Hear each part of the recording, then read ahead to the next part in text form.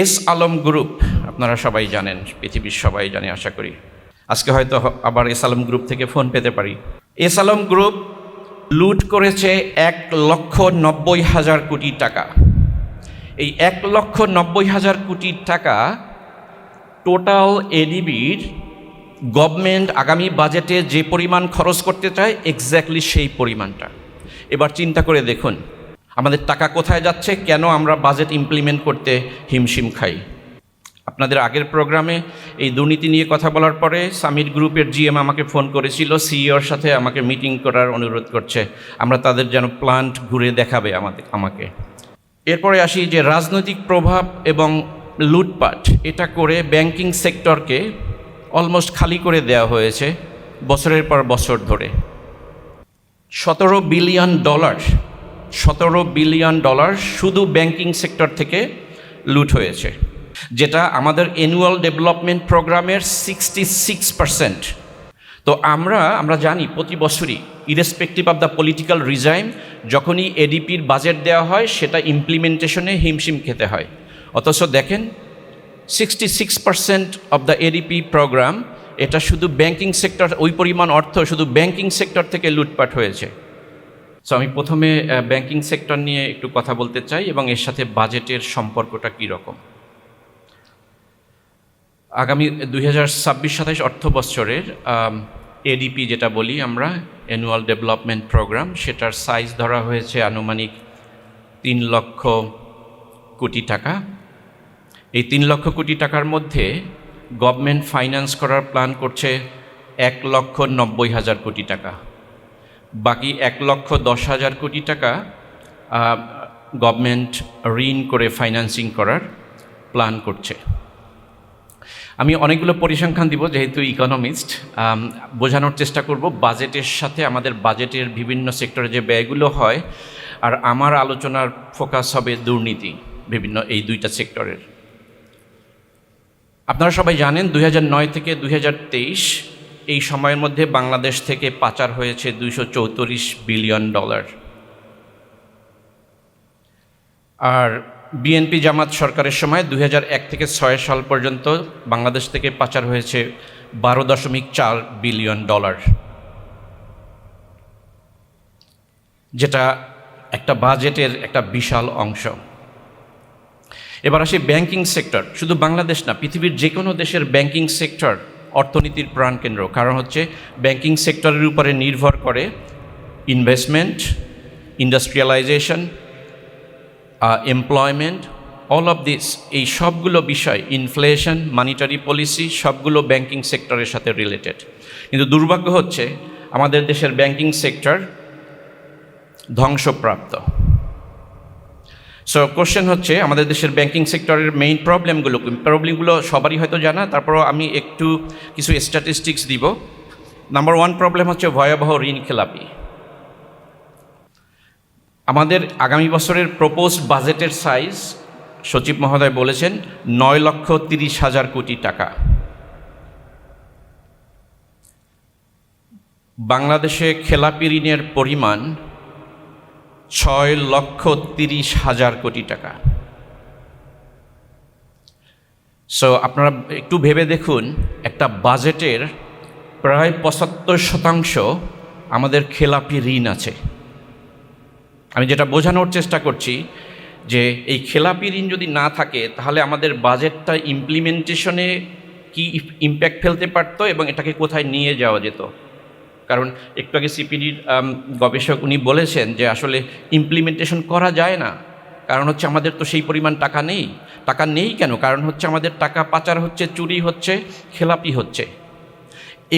এগুলো হচ্ছে ইফেক্টিভ জায়গা। যদি আপনারা সংস্কার করতে চান, এখানে এনসিপির বেশ কয়েকজন মাননীয় সংসদ সদস্য আছেন, আপনারা এগুলো নিয়ে আশা করি কথা বলবেন। 75% বাজেটের যদি খেলাপি ঋণ থাকে, সেই জায়গায় কাজ করার জায়গা আছে এবং সেখানেই কাজ করতে হবে। কারণ হচ্ছে এই টাকাগুলো তো ছিল, সেটা নাই হয়ে গিয়েছে আমাদের অর্থনীতি থেকে পাচারের জন্য, দুর্নীতির জন্য। এবং দুঃখজনক বিষয়, আবারও বলছি, এর আগের দিনও বলেছিলাম, বর্তমান গভর্নমেন্ট ব্যাংক রেজলিউশন অ্যাক্ট 2026 করে আবার এই ব্যাংক লুটেরাদের আবার ব্যাংকের মালিকানা ফিরিয়ে দেওয়ার এই সুযোগ করে দিয়েছে। সো মাননীয় সংসদ সদস্যদের কাছে আমার অনুরোধ থাকবে, আপনারা যদি সংস্কার নিয়ে সংসদে কথা বলেন বাজেট আলোচনায়, এই যে ব্যাংকিং খাতের লুটপাট এবং এই যে বর্তমান সরকার আবারও এই লুটেরাদেরকে নিয়ে আসার জন্য সুযোগ করে দিচ্ছেন, আমরা দেখতে চাই আপনারা যে, যদিও আপনারা যেটা বলে গেলেন যে ভোটে হয়তো আপনারা এটা পাশ হয়ে যাবে, তারপরেও আমরা দেখতে চাই আপনারা এটা নিয়ে জোরালো অবস্থান নিচ্ছেন। ব্যাংকিং খাতের দ্বিতীয় দুর্বলতা হচ্ছে সেন্ট্রাল ব্যাংকিং। সেন্ট্রাল ব্যাংকিং পৃথিবীর যে কোনো দেশের জন্য একটা বিশাল গুরুত্বপূর্ণ বিষয়, যে কোনো অর্থনীতির জন্য। কিন্তু আপনারা জানেন 2016 সালে বাংলাদেশ ব্যাংকের রিজার্ভ চুরি হয়ে যায় $81 মিলিয়ন, যেটা সারা পৃথিবীতে আলোড়ন তৈরি করেছিল। ওভারঅল আমাদের দেশে বাজেট প্রণয়নের ক্ষেত্রে যেই সমস্যাটা হয় সেটা হচ্ছে যে আমাদের পুরো বাজেট প্রণয়নের জন্য আমাদের যে পরিমাণ তথ্য দরকার কিংবা সরকারের কাছে সেই পরিমাণ পর্যাপ্ত তথ্য থাকে না। ফলে একটা বাজেট প্রণয়নের সময় একটা পলিসিগত জায়গায় একটা বড় ধরনের সংকট হয়।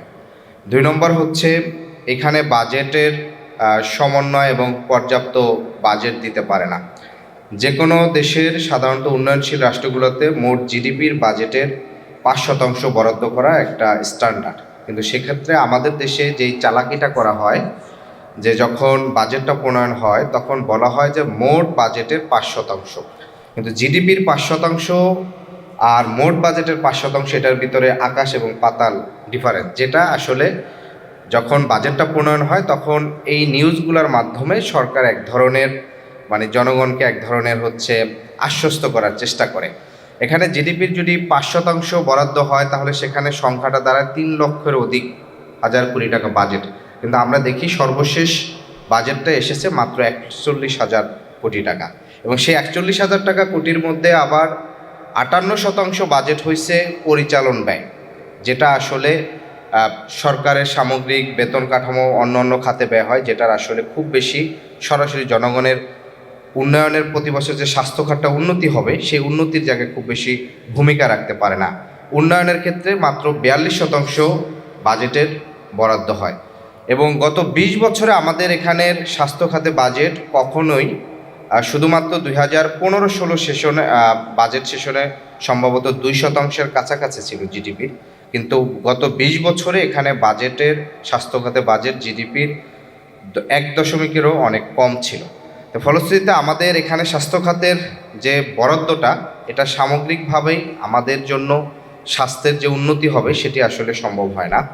একই সাথে আমরা এখানে সামাজিক সুরক্ষা খাত নিয়ে বলেছে যে প্রতিবন্ধী ভাতা মাসে মাত্র 900 টাকা, এবং সরকার যে বয়স্ক ভাতা বিধবা ভাতা যেটা দেন সেটা হচ্ছে মাসে মাত্র 700 টাকা।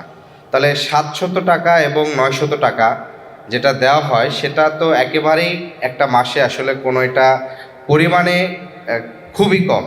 তার উপরে এটা দেওয়া হয় দেখছে রাজনীতিকরণের মাধ্যমে, দেখছে যে যাকে দেয় সে পরের বছর ওই দলের প্রতীকে ভোট দিবে কিনা, এবং এই যে তাদের মিছিল মিটিংয়ে নিয়মিত যায় কিনা, কারণ অধিকাংশ সময় দেখা গেছে যে গ্রামে যখন এই কার্ডগুলো বিতরণ হয় সামাজিক সুরক্ষা খাতের, সেই বিতরণগুলো অনেক সময় দলীয়করণ করা হয়।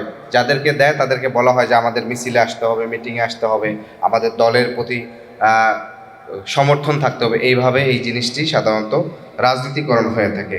ওভারঅল আমাদের দেশে রোগীর অনুপাতে যে ডাক্তার, যেখানে আন্তর্জাতিক মান হচ্ছে মিনিমাম প্রতি 1000-এ একজন করে ন্যূনতম, সেখানে আমাদের এখানে তার চেয়ে অনেক কম, 0.60 এরকম একটি রেশিও। এবং রোগীর অনুপাতে নার্সদের যেখানে ইন্টারন্যাশনাল অনুপাত হয়েছে 1.3 করে, সেখানে আমাদের এখানে সেটি কমে আরও অনেক কম। তো ফলশ্রুতিতে আমাদের পুরো স্বাস্থ্য খাতে আমাদের এই বিষয়টি হয়ে থাকে। প্রতি বছর একই ধরনের নিউজ হয়, যখন বাজেট আসে তখন কিছু পত্রিকা সাহস করে নিউজ করে যে গণবিরোধী বাজেট, এই বাজেটে সামাজিক সুরক্ষা নেই, প্রান্তিক মানুষের আকাঙ্ক্ষা হয়নি। আবার সরকারের পন্থী মিডিয়ার থাকে যে উন্নয়নশীল বাজেট, সরকার এবার অভাবনীয় একটি বাজেট দিয়েছে যেটি বাংলাদেশে উন্নয়ন ঘটবে। তা আমরা আশা করব এনসিপির পক্ষ থেকে যে ছায়া বাজেট প্রণয়ন কমিটি আছে তাদের পক্ষ থেকে একটি বাজেট দিবে, এবং আমাদের এই আলোচনায় বিশেষজ্ঞরা যে গুরুত্বপূর্ণ মতামতগুলো দিয়েছেন সেগুলোর প্রতিফলন থাকবে এবং এটি একটি বিরোধী দলের জায়গা থেকে একটি গুরুত্বপূর্ণ ভূমিকা রাখবে। যদিও এই বছর মনে হয় আমাদের দেখেছি যে প্রধানমন্ত্রী তার ফ্যামিলিও ডাক্তার, বিরোধী দলের যে প্রধান সেও নিজেও ডাক্তার, তার ওয়াইফও ডাক্তার, ফলে স্বাস্থ্য খাতের এবার উন্নতির এটা একটা দাবি, মানে এক ধরনের যে এটা হওয়াটা উচিত আসলে। তো এই স্বাস্থ্যই সকল সুখের মূল। সবাইকে ধন্যবাদ, প্রায় অনেকক্ষণ ধরে শুনছেন এবং পরবর্তীতে যারা অনুষ্ঠানে আরও সময় থাকবে সবাইকে আন্তরিক ধন্যবাদ।